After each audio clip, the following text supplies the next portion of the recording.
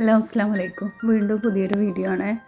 പെരുന്നാളിൻ്റെ ക്ലീനിങ്ങും അടുക്കിപ്പറിക്കലും പിന്നെ 1-2 പ്രോഡക്റ്റും കൂടി ഞാൻ കാണിക്കുന്നുണ്ട്. അപ്പോൾ ഇൻഷാ അല്ലാഹ് വീഡിയോ കണ്ടു നോക്കുക, സപ്പോർട്ട് ചെയ്യാം കേട്ടോ. നമ്മുടെ വീഡിയോ കാണുന്ന കൂട്ടത്തിൽ സബ്സ്ക്രൈബ് ചെയ്യാതെ കാണുന്നവരുണ്ടെങ്കിൽ ഒന്ന് സബ്സ്ക്രൈബ് ചെയ്തിട്ടൊന്ന് സപ്പോർട്ട് ചെയ്യാം കേട്ടോ. അപ്പോൾ ആദ്യം തന്നെ ഒരു അൺബോക്സിംഗ് ആണ്. നമ്മൾ ഇഷൽ മാക്സി എന്ന് പറയുന്ന എൻ്റെ ഫ്രണ്ട് ഷഹീദ കുറച്ച് മാക്സികൾ അയച്ചു തന്നിട്ടുണ്ടായിരുന്നു കേട്ടോ.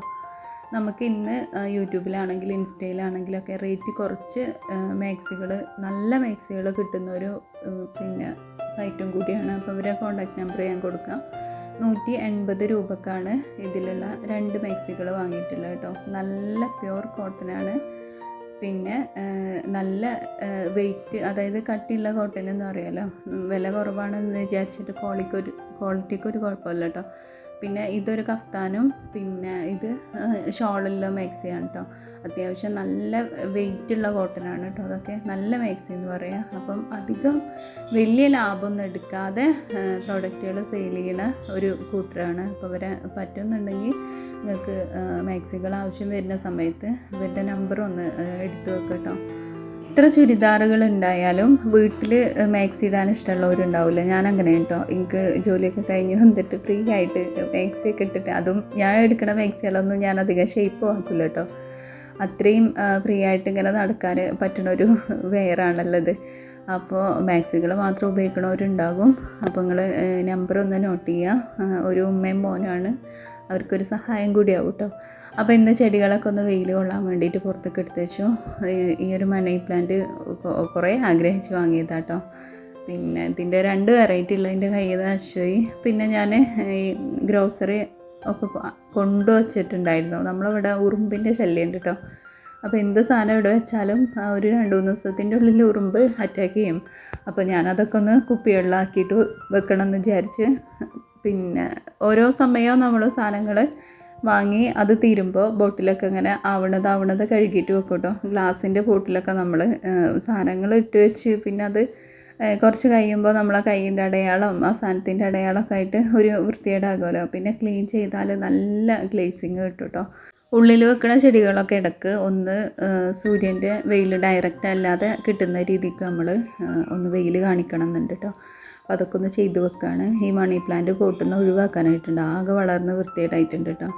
പിന്നെ അലക്കാനുള്ളതൊക്കെ മെഷീനിലിട്ടു. ഞാനത് അടുക്കള മൊത്തം വലിച്ചിട്ടുണ്ടായിരുന്നു കേട്ടോ. പിന്നെ കുറച്ച് കഴിഞ്ഞപ്പോഴാണ് എനിക്ക് വീഡിയോ എടുക്കട്ടെ എന്ന് അങ്ങനെ തോന്നിയത്.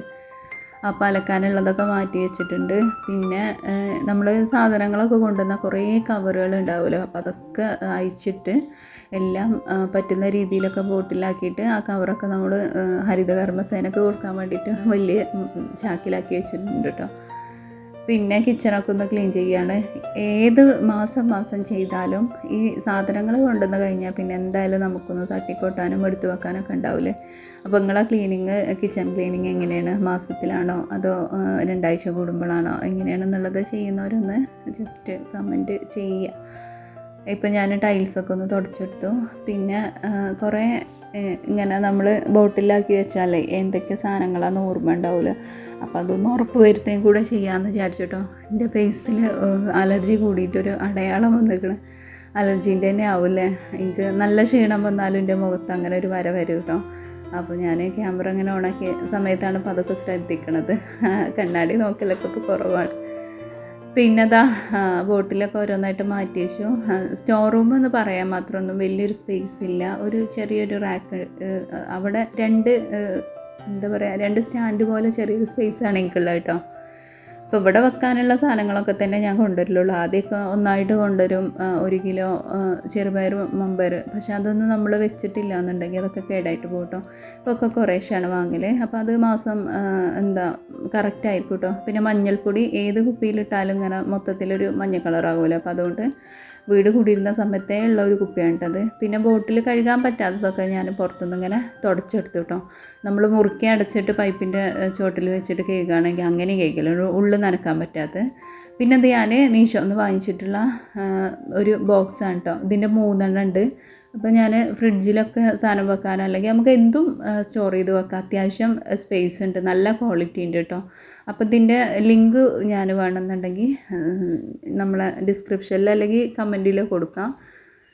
പിന്നെ അത് ഓരോ സാധനങ്ങളും എന്തൊക്കെയാണ് വെച്ചതെന്നുള്ള ഒന്നും കൂടി ഉറപ്പ് വരുത്തിയിട്ടോ. കാരണം നമുക്കത് കറക്റ്റായിട്ട് എടുത്താൽ മതിയല്ലോ. മേലെ മേലെ വെക്കുമ്പോൾ ഇങ്ങനെ ഒരു ബുദ്ധിമുട്ടുണ്ട്. ശരിക്കും നമ്മൾ ബോട്ടിൽസ് സെലക്ട് ചെയ്യണ സമയത്ത് സ്ക്വയർ ടൈപ്പ് വാങ്ങുകയാണെങ്കിൽ നമുക്ക് കൂടുതൽ സ്ഥലവും ലാഭിക്കാൻ പറ്റും.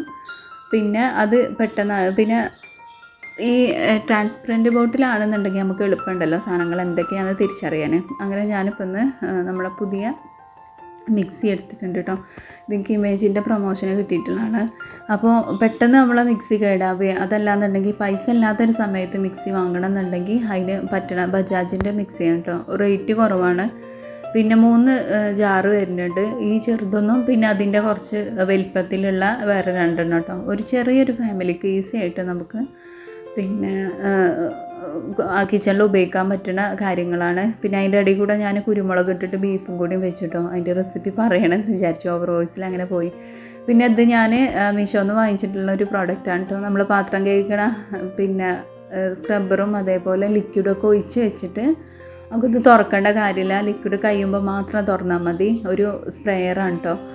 അത് ആദ്യം ഞാൻ വിചാരിച്ചത് എങ്ങനെ സെറ്റ് ചെയ്യണം. പിന്നെ അതിൻ്റെ ഉള്ളിലൊരു പേപ്പർ ഉണ്ടായിന്, അതിലുണ്ടായിട്ടോ എങ്ങനെ സെറ്റ് ചെയ്യേണ്ടതെന്നുള്ളത്. അപ്പോൾ നന്നായിട്ട് വർക്ക് ചെയ്യുന്നുണ്ട്. നല്ല യൂസ്ഫുൾ ആയിട്ടുള്ളൊരു ഇതാണ്. നമ്മൾ തുണിയൊക്കെ ഉപയോഗിക്കുകയാണെന്നുണ്ടെങ്കിൽ അത് ഇങ്ങനെ തുറന്ന് വെക്കേണ്ടി വരുമല്ലോ. ഇപ്പോൾ ഇതിപ്പോൾ അങ്ങനെയൊന്നുമില്ല കേട്ടോ. അപ്പോൾ ആവശ്യം ഉണ്ടെന്നുണ്ടെങ്കിൽ അതിൻ്റെ ലിങ്കും കൂടി കൊടുക്കുന്നുണ്ട്.